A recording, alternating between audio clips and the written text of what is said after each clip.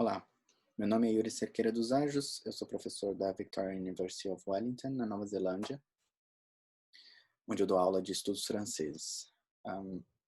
Hoje eu vou apresentar uma fala intitulada Literatura, Manuscrito e Imprensa, Contatos e Divergências. E aqui eu vou tentar traçar alguns paralelos e tentar pensar um pouco quais que seriam as semelhanças e diferenças entre esses dois meios textuais, que raramente são colocados lado a lado, no intuito de propor, né, uma releitura de ambos, né, e nesse sentido tentar trazer novos elementos para a compreensão dessas duas mídias textuais. Eu queria agradecer a oportunidade de falar nesse colóquio e espero que vocês gostem. Por um lado, a gente pode começar com um contraste entre esses dois meios textuais. Por um lado, a imprensa seria ligada ao mundo da grande circulação textual, um texto que se reproduz virtualmente ao infinito, né? Não só pela quantidade de impressos produzidos num dia, mas nessa ideia de uma periodicidade que se estende e que se repete, a ideia de um discurso que é coletivo, né? Não só produzido coletivamente, que envolve vários atores, aí a gente pensa nesse acúmulo, né, dos jornais sobre a cabeça do vendedor da caricatura de 1848, do lado esquerdo, também na questão dessa coletividade que recebe o jornal e o periódico de maneira geral. A gente percebe que o vendedor está aí na rua, né, anunciando o novo número do jornal a ser vendido. Por outro lado, o mundo do manuscrito remete constantemente à ideia do foro privado, né?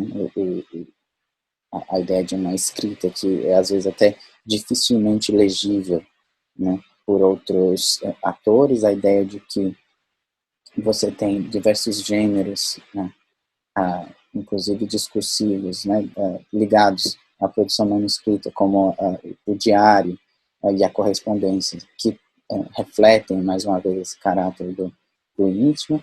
Por outro lado, a ideia de uma singularidade desse objeto em contraste com a reprodutibilidade dos jornais, dão essa ideia de que os dois mundos estariam bastante distantes. Contribui para isso algumas visões acerca da força, né, das características dessas duas mídias, né? Então, para falar do manuscrito, eu trouxe aqui essa citação sobre a ideia da assinatura, que mostra bem como a gente produz um imaginário do manuscrito que é ligado à ideia da autenticidade, da individualidade e da subjetividade, né? Em todas as outras ações pode se infiltrar alguma porção de astúcia e malícia, que exige penetração, experiência e habilidade para detectar. Mas ao usar sua caneta, o homem age inconscientemente, tal qual manda sua corrente sanguínea. E aí o tempo todo a natureza corre solta e liberta. Então a escrita como que reflete diretamente, inconscientemente, involuntariamente a subjetividade.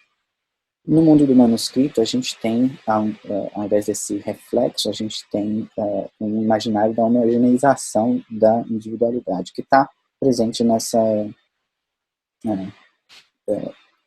citação do Gabriel Tarde, que eu trouxe. Jamais saberemos ou imaginaremos a que ponto o jornal transformou e ao mesmo tempo enriqueceu e nivelou, unificou no espaço e diversificou no tempo as conversas dos indivíduos, mesmo daqueles que não leem jornais, mas que, papeando com leitores de jornal, são forçados a seguir o rastro de seus pensamentos emprestados. Basta uma pena para colocar em movimento milhões de línguas. Então a gente tem aqui a ideia de o discurso do jornal, ele impacta, né, ele atinge diversos indivíduos e a ideia de que então se nivelaria esse número de discursos, e a ideia dos pensamentos emprestados, mais uma vez, a ideia de algo que se reproduz e não algo que seria autêntico. Aqui nessa citação tem um dado importante que é a ideia do basta uma pena para colocar em movimento milhões de línguas. Então o Gabriel está mostrando aqui que o manuscrito está aí também, né? Basta uma pena. Esse objeto usado então para a escrita manual, Então, o mundo, né, do manuscrito se transformaria nesse mundo da homogeneização por meio da sua entrada na coisa impressa periódica. Então, alguns traços essenciais entre esses dois mundos. Por um lado, a gente teria os periódicos sendo atrelados a uma periodicidade pré-determinada e regular, né? A ideia de uma coletividade, que é tanto discursiva quanto do lado do receptor, a ideia de reprodutibilidade dos discursos, né, que se expandem, se copiam, mas também do artefato em si, né? Então, um exemplar que se publica, sobretudo nesse período do qual a gente estava principalmente falando aqui, né, a partir do século XIX, nessa ideia dos jornais sendo publicados milhões de exemplares. Né? A ideia de um discurso voltado para a atualidade e factualidade e a uma publicidade ampla. Nos manuscritos, a gente atrela constantemente a ideia de um ritmo autodeterminado, então não mais a periodicidade que reina, mas o ritmo da criação, sobretudo no manuscrito literário. Basta pensar aí nas tensões, por exemplo, de um autor como Proust, quando ele publica tanto os seus artigos jornalísticos quanto o romance, em seu diálogo com os editores. Os editores muitas vezes davam para ele a cópia, né, das provas do livro, e ele escrevia novos trechos, deletava, tirava, rascunhava textos, trechos já impressos. Então, mostrando bem como havia essa espécie de tensão entre o ritmo da publicação, ainda que não periódico em alguns casos, e o ritmo da criação, ligada a essa intervenção manuscrita do Proust. Né? No caso do Proust, os estudiosos vão falar de uma ideia de hipertrofia do manuscrito, que mostra que essa escrita não se continha dentro dos parâmetros da publicação impressa de maneira perfeita. A ideia de uma individualidade, então, no mundo da escrita manual, da singularidade do artefato manuscrito, em comparação com o mundo da reprodutibilidade do objeto do impresso periódico, um mundo ligado à criatividade e expressividade, né, como a gente viu naquela citação sobre a assinatura, a ideia de uma expressividade que é até inconsciente, né, do sujeito, e a ideia de uma publicidade limitada, ou seja, o manuscrito ele vai circular não na rua, como a caricatura mostrava o vendedor né, circulando ali no espaço, sobretudo urbano. A gente vai ter essa presença do vendedor de rua, e o manuscrito vai circular em ambientes muito mais restritos. Isso se o manuscrito não for de inteiro uso para o próprio produtor, né, daquele manuscrito, seja ele escritor ou não. A gente, nos estudos manuscritos se fala, por exemplo, na ideia de um idioleto, onde o manuscrito é muitas vezes escrito para que seja lido pela própria pessoa que escreve, com, por exemplo, abreviações particulares, com sinais particulares, e a própria ideia de passar a limpo mostra que é preciso etapas para que esse manuscrito seja voltado para, né, amplie o seu público. Então, a partir daí a gente tem um contraste, né, uma ideia mais clara do contraste entre esses dois meios, né, essas duas mídias textuais. Apesar dos contrastes, há também zonas de contato entre esses dois mundos.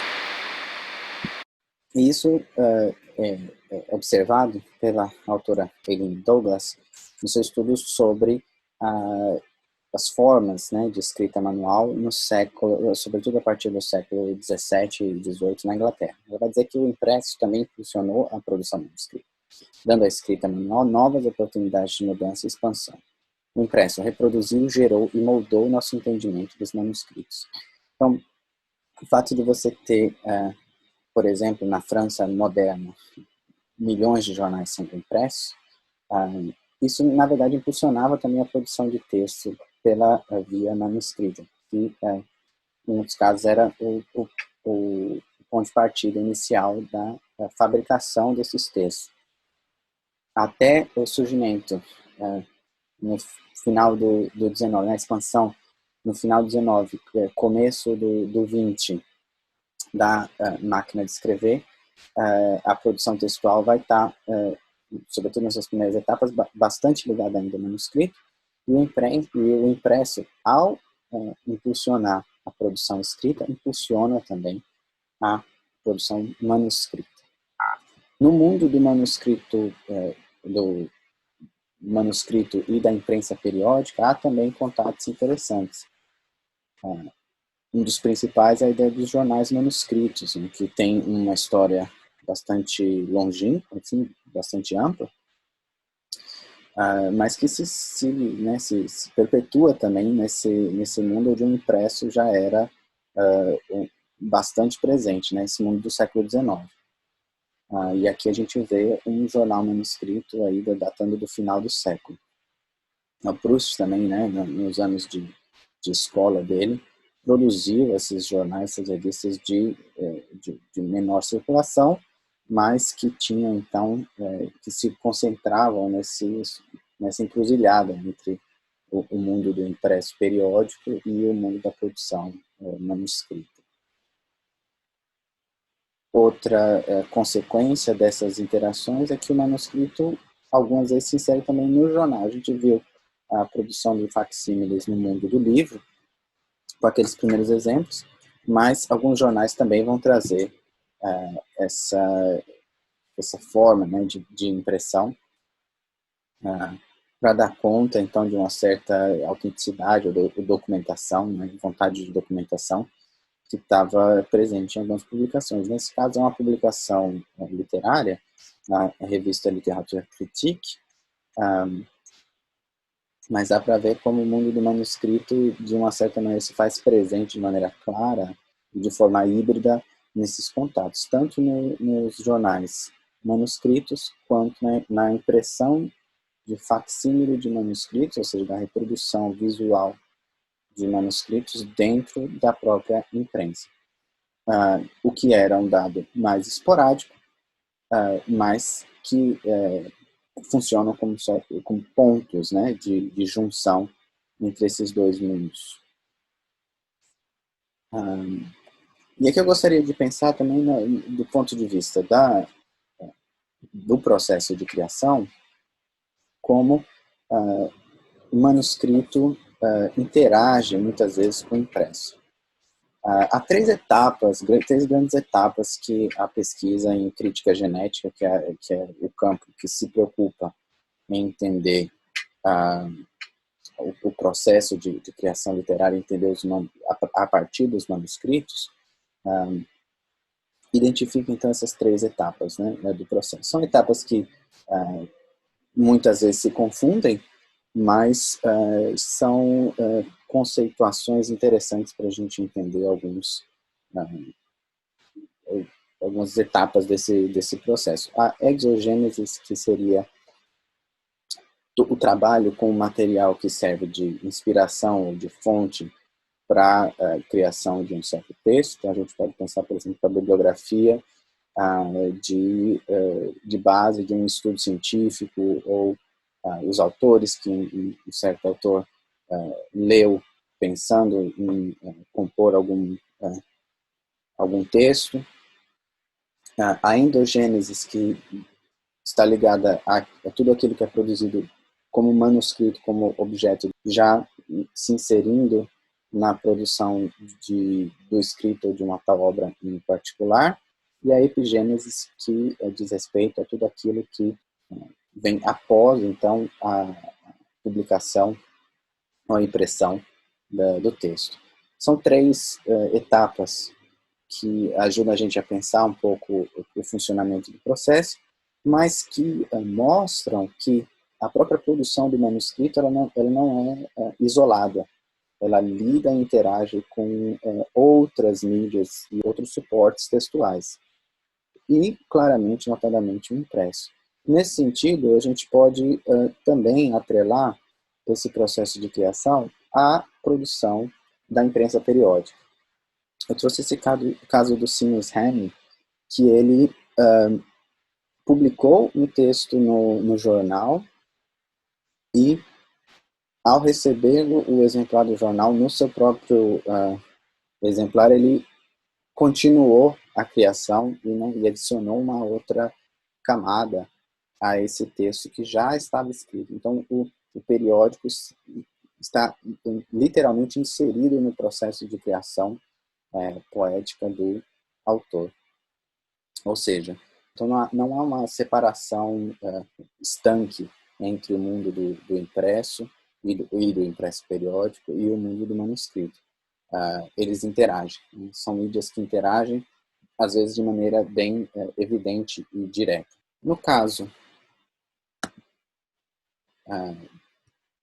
dessa comunicação, eu procurei pensar principalmente essas zonas de contato e de hibridação no que diz respeito ao manuscrito e ao impresso periódico.